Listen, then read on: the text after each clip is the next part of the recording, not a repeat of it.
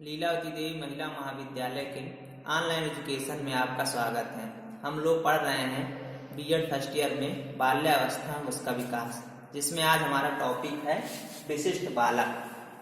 आप सभी जानते हैं कि विद्यालय की किसी भी कक्षा में सभी बालक सामान्य नहीं होते, उनमें कुछ व्यक्तिगत विभिन्नताएं पाई जाती हैं। व्यक्तिगत विभिन्नताओं में हम ये देख सकते हैं कि कुछ बालक पढ़ने में बहुत अच्छे हो सकते हैं, कुछ बालक पढ़ने में बहुत कमजोर होते हैं, कुछ बालक शारीरिक रूप से सामान्य नहीं होते हैं अर्थात किसी प्रकार की उनके अंदर दिव्यांगता होती है। कुछ बालक मंद बुद्धि के होते हैं, कुछ बालक उसमें प्रतिभाशाली होते हैं, कुछ बालक उनमें पिछड़े होते हैं। इस प्रकार एक ही कक्षा में विभिन्न प्रकार के बालक देखने को मिलते हैं, किंतु वह सभी सामान्य बालक के साथ ही शिक्षा ग्रहण करते हैं। ऐसे में यदि कहा जाए कि विशिष्ट बालक कौन से हैं, तो वे बालक जो सामान्य से अलग हैं, सामान्य से कुछ उनमें अलग विशेषताएं हैं, वह विशिष्ट बालक कहलाते हैं।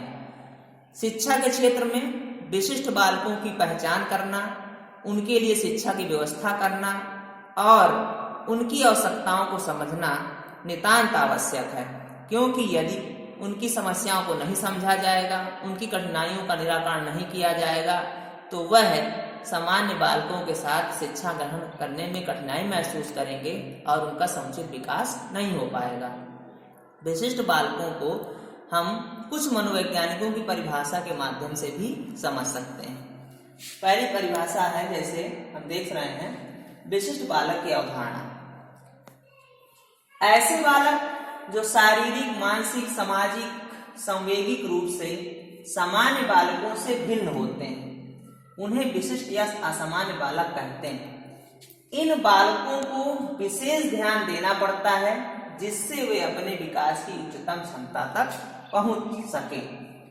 परिभाषा से स्पष्ट होता है कि वह शारीरिक और मानसिक, सामाजिक तथा संवेगात्मक रूप से सामान्य बालकों से भिन्न होते हैं। इस प्रकार से हम कह सकते हैं कि वह सभी बालक विशिष्ट होते हैं जो सामान्य से कुछ अलग विशेषता रखते हैं या सामान्य से किसी प्रकार से भिन्न होते हैं। अब हम देखेंगे विशिष्ट बालकों की आवश्यकता। आप सभी जानते हैं कि चाहे शिक्षा का विषय हो, चाहे शिक्षा का क्षेत्र हो या आम जीवन, हमें कठिनाइयां सामने आती रहती हैं, चुनौतियां आती रहती हैं अपने लक्ष्य को प्राप्त करने में। शिक्षा का उद्देश्य होता है एक कुशल नागरिक का निर्माण करना, व्यक्ति को इस योग्य बनाना कि वह जीविकोपार्जन अपना कर सके और राष्ट्र की उन्नति में अपना योगदान दे सके। ऐसे में सामान्य बालकों की जो कठिनाइयां होती हैं, उनको तो हम निर्देशन, परामर्श के द्वारा और शिक्षक के विचारों से या परिवार के विभिन्न वातावरण से उनकी समस्या का समाधान कर पाते हैं। किंतु एक ही कक्षा में वह बालक जो सीखने में पीछे रह जाते हैं या सामान्य बालकों से अधिक बुद्धि लब्धि रखते हैं, अधिक प्रतिभाशाली होते हैं, या शारीरिक रूप से दिव्यांग होते हैं, उन्हें सुनाई कम देता है या उन्हें दिखाई कम देता है या उनको चलने में किसी प्रकार की समस्या है, तो वह सब विशिष्ट बालक होते हैं। और इन विशिष्ट बालकों की आवश्यकता होती है कि वह किस प्रकार सामान्य बालकों के साथ तालमेल बना सकें या उनके साथ एक ही कक्षा में किस प्रकार से अध्ययन कर सकें। इसलिए विशिष्ट बालकों की जो आवश्यकता होती है वह यह है कि उनको इस प्रकार से समायोजित किया जाए ताकि वह अपना जो है चरम, मतलब जहां तक उनकी का सर्वोत्तम विकास हो सकता है वहां तक वह अपना विकास प्राप्त कर सकें और अपना जीविकोपार्जन तथा शिक्षा के क्षेत्र में उन्नति कर सकें। इसलिए विशिष्ट बालकों की आवश्यकता है कि उनको समाज में एक ऐसा स्थान मिले जिससे वह अपना जीवन यापन कुशलता से कर सके। अब है विशिष्ट बालकों के प्रकार। विशिष्ट बालकों के मुख्यतया यहाँ पर 7 प्रकारों का वर्णन किया गया है। इसमें पहला है प्रतिभाशाली बालक, दूसरा है पिछड़े बालक, तीसरा है मंद बुद्धि बालक, चौथा है अधिगम असमर्थ बालक, फिर है समस्या बालक, छठा है शारीरिक रूप से विकलांग बालक और 7वां है बाल अपराधी।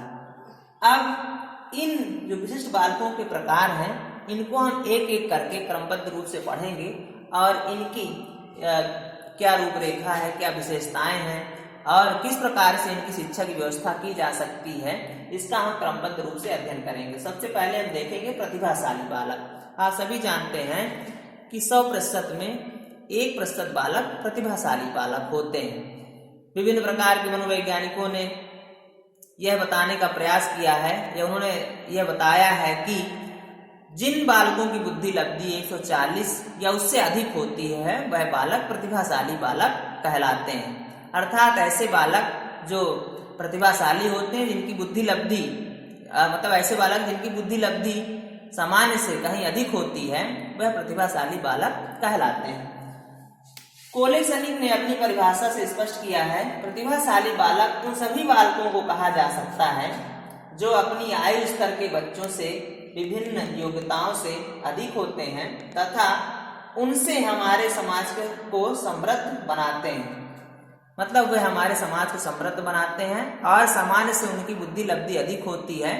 प्रतिभाशाली बालक की रुचियां व्यापक होती हैं। वह हर क्षेत्र में, चाहे संगीत का क्षेत्र हो, चाहे कला का क्षेत्र हो, चाहे साहित्य का क्षेत्र हो, विभिन्न क्षेत्रों में वह अपनी प्रतिभा का प्रदर्शन करते हैं और हमारे समाज को या हमारे समाज के विकास में अपनी अहम भूमिका निभाते हैं। अब हम देखेंगे प्रतिभाशाली बालकों की विशेषताएं। प्रतिभाशाली बालकों की जो विशेषताएं हैं उनका वर्णन यहाँ पर किया गया है। क्रमबद्ध रूप से हम देखेंगे। पहला है, प्रतिभाशाली बालक सामान्य बालकों से भिन्न विशेषता रखते हैं तथा समाज के लिए लाभकारी होते हैं। यह सामान्य बालक से थोड़ा अलग होते हैं और समाज के लिए लाभकारी होते हैं, क्योंकि इनके द्वारा जो समाज को समय समय पर लाभ प्राप्त होते हैं और मानव कल्याण के उत्थान के लिए बहुत ही उपयोगी होता है। दूसरा है, अपनी परिस्थिति में शीघ्र उत्तम समायोजन निर्धारित करते हैं। विभिन्न परिस्थितियों में जहां पर भी ये होते हैं वहां पर ये शीघ्र रूप से उत्तम समायोजन निर्धारित कर लेते हैं, मतलब वहां पर वह एडजस्टमेंट आसानी से कर लेते हैं। इसके बाद है, प्रतिभाशाली बच्चे शीघ्र सीखते तथा क्रियाशील होते हैं। एक ही कक्षा में पढ़ते हुए प्रतिभाशाली बालक किसी भी विषय बिंदु को जल्दी सीख लेते हैं, शीघ्र सीख लेते हैं तथा क्रियाशील होते हैं, क्योंकि यह बालक की जो मानसिक आयु है, मानसिक क्षमता है, वह दूसरों से अलग होती है, इसलिए ये काफी क्रियाशील होते हैं। इसके बाद है, प्रतिभाशाली बालक में आत्म अभिव्यक्ति की पूर्ण क्षमता होती है। प्रतिभाशाली बालक अपने विचारों को दूसरे के सामने या अपने किसी भी प्रकार के व्यवहार को दूसरे के सामने आसानी से अभिव्यक्त कर सकते हैं। इसके बाद है, प्रतिभाशाली बालक जिज्ञासु प्रवृत्ति के होते हैं। प्रतिभाशाली बालक बड़े जिज्ञासु होते हैं, या जो कुछ भी देखते हैं या ये जिस भी क्षेत्र में कार्य कर रहे होते हैं उस क्षेत्र में यदि इनको कुछ नया दिखता है तो उसके बारे में यह पूरी या अधिक से अधिक जानकारी प्राप्त करने का प्रयास करते हैं। इसके बाद है, ये बालक मिलनसार स्वभाव के होते हैं। ये बालक बहुत ही मिलनसार होते हैं। ये किसी भी अपरिचित से जल्दी मिलजुल जाते हैं, उनके बारे में जानकारियां प्राप्त कर लेते हैं और उनके साथ ऐसा व्यवहार करते हैं जैसे वह उन्हें बहुत अच्छे से जानते हैं।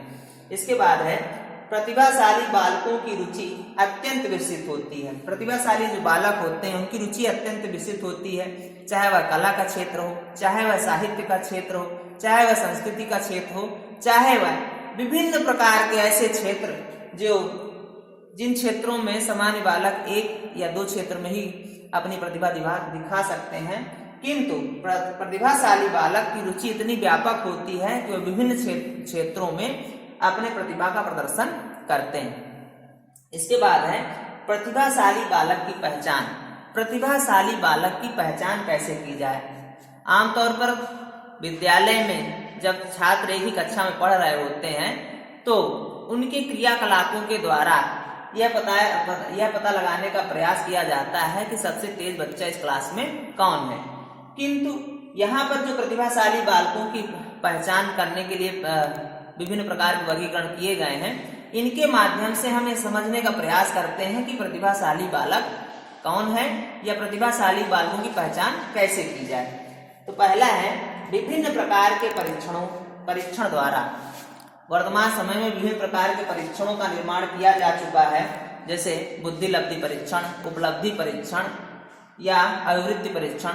इन परीक्षणों में कुछ ऐसे मानक होते हैं जिनको जब व्यक्ति पर व्यक्तिगत रूप से अप्लाई किया जाता है तो उसके माध्यम से उनकी जो उपलब्धि होती है, जो उनकी IQ होती है, जो उनकी अभिवृत्ति होती है, वह उस पैमाने पर सामने आ जाती है, जिसके माध्यम से हम ये पता लगा सकते हैं कि वह प्रतिभाशाली बालक है या सामान्य बालक है या पिछड़ा बालक है या मंद बुद्धि बालक है। तो इस प्रकार से विभिन्न परीक्षणों के द्वारा हम प्रतिभाशाली बालक की पहचान कर सकते हैं। दूसरा है विद्यालयी उपलब्धियों द्वारा।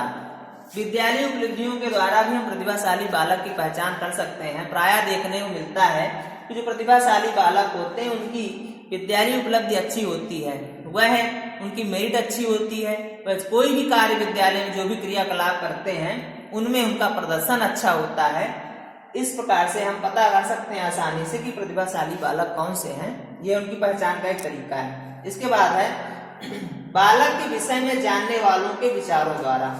बालक के विषय में जानने वाले होते हैं अभिभावक, उनके मित्रगण, उनके सहपाठी और शिक्षक, उनके विचारों द्वारा भी हम प्रतिभाशाली बालक की पहचान कर सकते हैं। प्रायः देखने को मिलता है कि यदि बालक के अध्यापकों से, उनके माता पिता से, कक्षा के सहपाठियों द्वारा और उनके मित्रों द्वारा समय समय पर यदि छानबीन की जाए, यदि उनसे बात की जाए, तो प्रायः वह लोग बताते हैं कि प्रतिभाशाली बालक कौन है। मित्रगण भी समय समय पर अपने मित्रों में ही बताते हैं कि इनमें से प्रतिभाशाली कौन है, या कक्षा के जो सहपाठी होते हैं वह भी बताते हैं कि इस कक्षा में सबसे ज्यादा तीव्र बुद्धि का बालक कौन है। इस प्रकार से शिक्षक, अभिभावक, मित्रगण और सहपाठी यह बता देते हैं, या उनके द्वारा यह पता चल सकता है कि यह बालक प्रतिभाशाली है या नहीं।